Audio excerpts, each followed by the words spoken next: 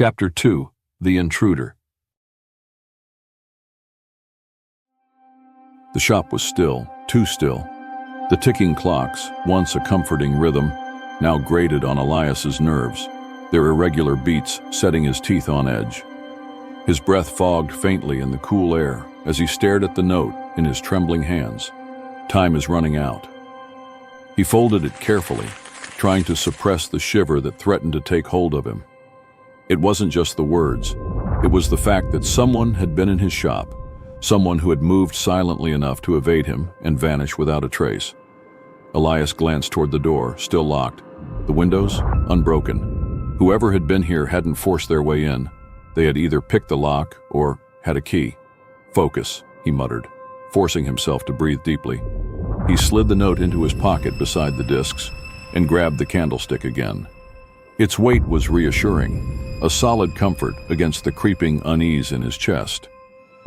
He began to circle the shop, methodical in his movements, his eyes scanning every shadow and corner.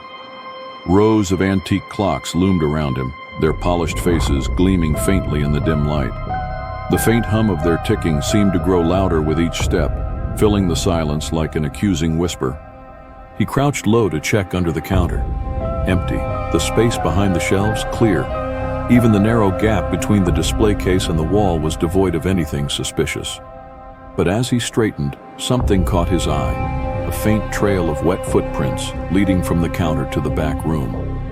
Elias's mouth went dry. Snow. The intruder had tracked it in, and it was melting now, leaving dark, uneven stains on the wooden floor. He followed the trail, his heart thudding painfully in his chest. It led directly to the workbench, where the dismantled clock still lay in pieces. He paused, glancing around the room. No movement, no sound but the incessant ticking. He moved closer, his grip tightening on the candlestick. The footprints ended at the bench, smudged and uneven, as if the person had stood there for some time. But the strangest part wasn't the trail. It was the clock. It was no longer dismantled. The gears and panels he had carefully laid out earlier were now back in place, reassembled with uncanny precision.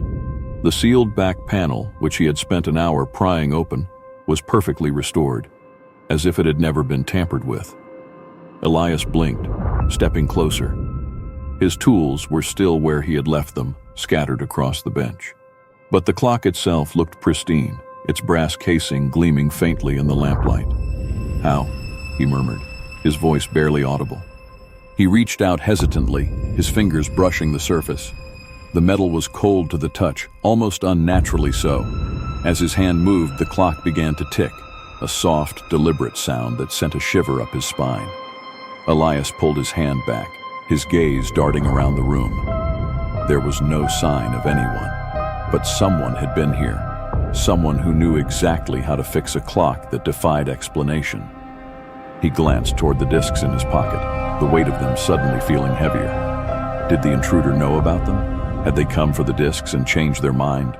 Or worse, had they left them behind on purpose? A faint creak sounded from the far corner of the room. Elias froze, his pulse spiking.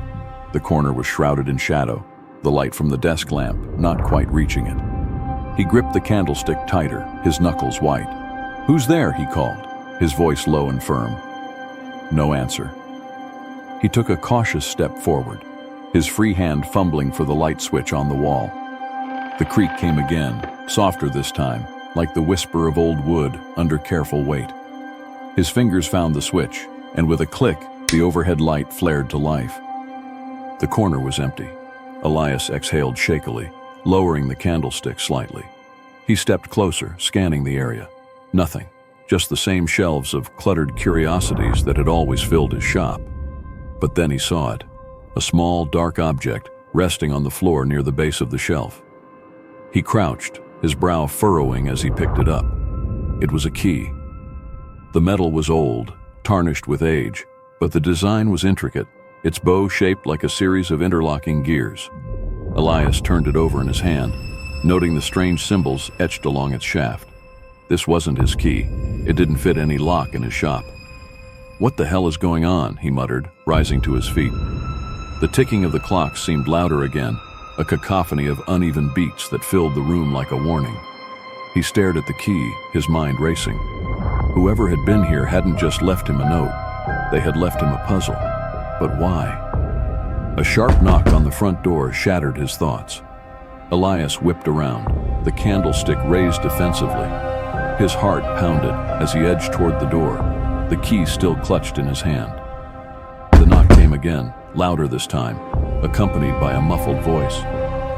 "Elias, it's me, Henry." Henry, the old constable who owned the shop next door. Elias hesitated, glancing back toward the workbench. The repaired clock seemed to gleam in the lamplight, its steady ticking mocking him. "Elias!" Henry's voice called again, more insistent now. Elias exhaled slowly, lowering the candlestick. Whatever this was, he couldn't handle it alone. Crossing the room, he unlocked the door and opened it a crack. Henry stood on the threshold, bundled in his thick coat, his weathered face pinched with concern. Snow swirled around him, the wind tugging at his scarf. "You all right?" Henry asked, peering past Elias into the shop. "Saw the light on and thought I heard shouting." Elias hesitated, his mind racing. How much could he tell Henry without sounding insane? "I'm fine," he said finally, "just working late." Henry frowned, his sharp eyes narrowing. "Working late, eh? Then why do you look like you've seen a ghost?" Elias opened his mouth to reply, but no words came. He glanced back at the workbench, the repaired clock, and the faint footprints on the floor. "Henry," he said quietly, his voice trembling despite himself, "do you believe in coincidences?" The old man raised an eyebrow. "Not usually. Why?" Elias stepped back, opening the door wider. "Because I think I'm in trouble." Henry stepped into the shop, brushing snow off his shoulders as the door swung shut behind him. His boots left wet prints on the floorboards, merging with the faint trail of footprints Elias had been following. Elias locked the door again, his hands trembling slightly as he turned the bolt.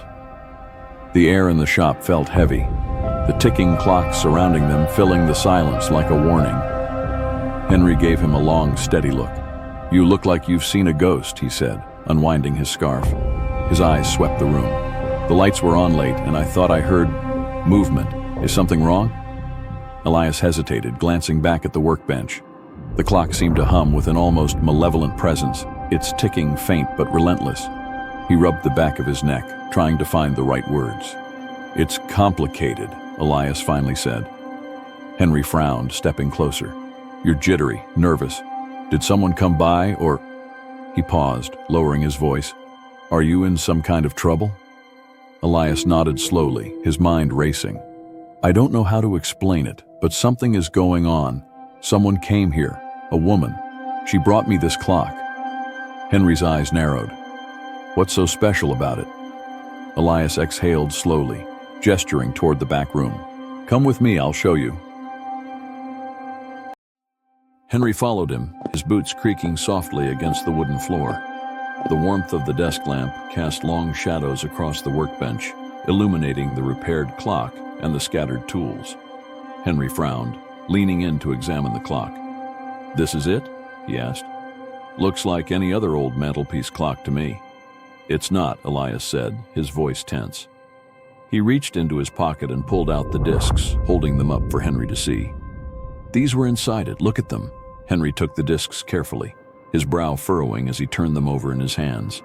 His expression shifted from curiosity to confusion, and finally to something darker. "Dates and places," he muttered, squinting at the engravings. "And names?" "Yes," Elias said, his throat dry. "The first name on the smaller disc, Victor Crane. He died today, in London. Exactly like the engraving says." Henry froze, his weathered face going pale. He set the discs down on the workbench and stared at Elias. "What are you saying?" "I don't know what I'm saying," Elias snapped, the tension in his voice breaking through. "All I know is that this clock isn't just some antique. Someone brought it to me, some woman, desperate to have it fixed. She wouldn't even tell me her name." Henry frowned deeply, his hands resting on the edge of the workbench. For a long moment, he stared at the clock, his jaw tight. Then he let out a heavy sigh and leaned back, rubbing his temples. "I should have warned you years ago," he muttered, almost to himself. Elias blinked. "Warned me about what?" Henry met his gaze, his expression grim. Your father, Nicholas. He wasn't just a clockmaker, Elias. He was involved with people, dangerous people. Elias shook his head. No, he wasn't like that. He fixed things. He loved this shop. Henry cut him off. Yes, he loved this shop. But it wasn't just clocks he was fixing, Elias. Your dad had a reputation with a group that operated under the name the Black Meridian. Elias frowned, the name unfamiliar yet ominous. The Black Meridian, what is that? Henry leaned closer, his voice dropping to a near whisper. They're not just some gang or syndicate. They're organized killers, efficient, ruthless, and impossible to trace. They don't just kill anyone, they take out people in power. Politicians, CEOs, anyone with influence. And they make it look like an accident, or worse, like it never happened at all. Elias stared at him, the room suddenly feeling colder. And my dad, what does that have to do with him? Henry hesitated, his face clouding over with unease. I never wanted to bring this up, but I learned about the Black Meridian years ago. It was before you took over this shop, back when your dad was still alive. Elias leaned forward. How do you know about them? Henry let out a long breath, resting his hands on the edge of the workbench. There was an incident about 15 years ago. A man, some high-powered lawyer from the city, came into my shop next door, all panicked and out of sorts. He kept looking over his shoulder, like someone was following him. He asked me if I knew your dad, and if Nicholas was the kind of man who could have fixed problems. Elias frowned. What did he mean by that? I didn't know at the time, Henry admitted, but that lawyer was dead a week later. The paper said it was a car accident, but I overheard a couple of your dad's so-called clients talking in the alley. They called it a contract. He paused, his voice lowering. One of them mentioned the Black Meridian, said they were the ones who ordered it. Elias felt a chill creep down his spine. And my dad? He wasn't one of them, Henry said quickly. I want you to understand that, but he worked for them in his own way. He wasn't out there pulling triggers or planning hits, but he had skills they needed. Sometimes it was fixing equipment, sometimes it was building things, but he never talked about it, and I didn't ask. Elias shook his head, struggling to process the information. Why didn't you ever tell me this? Because your father kept you out of it on purpose, Henry said firmly. And I figured the less you knew, the safer you'd be. But now it looks like they've come back. And that clock is no ordinary antique. It's tied to them, Elias. I can feel it. Elias glanced at the discs on the workbench, the engraved names and dates staring back at him like a taunt. His gaze shifted to the clock, its steady ticking filling the silence like a countdown. What do I do? Elias asked, his voice barely audible. Henry's expression darkened. You can start by not trusting anyone, and whatever you do, don't let anyone else see that clock. Elias tightened his grip on the discs, his jaw set. The shop felt colder now, the ticking of the clock more oppressive than ever. I won't, he said. But deep down, he wasn't sure how long he could keep that promise. Henry leaned against the edge of the workbench, his hand absently running over the cold brass casing of the clock. The rhythmic ticking filled the room, heavy and deliberate. Elias stood a few feet away, his arms crossed, his jaw tight with frustration. Let me see those discs again, Henry said abruptly, his brow furrowed. Elias hesitated, his hands lingering in his pockets. Why? I already told you what's on them. Humor me, Henry said, extending his hand. I've been at this long enough to know sometimes you have to see a thing for yourself. With a reluctant sigh, Elias pulled the discs from his pocket and handed them over. Henry took the smaller one, holding it up to the light, his eyes narrowing as he scanned the engraved names and dates. Victor Crane, December 15th, 2023, London. Maggie Fairchild, January 9th, 2024, Paris. The names marched on, each line etched with the same ominous precision. Henry's face hardened as he continued reading, but when he reached the last line, his expression shifted. Wait, Henry said, his voice low and sharp.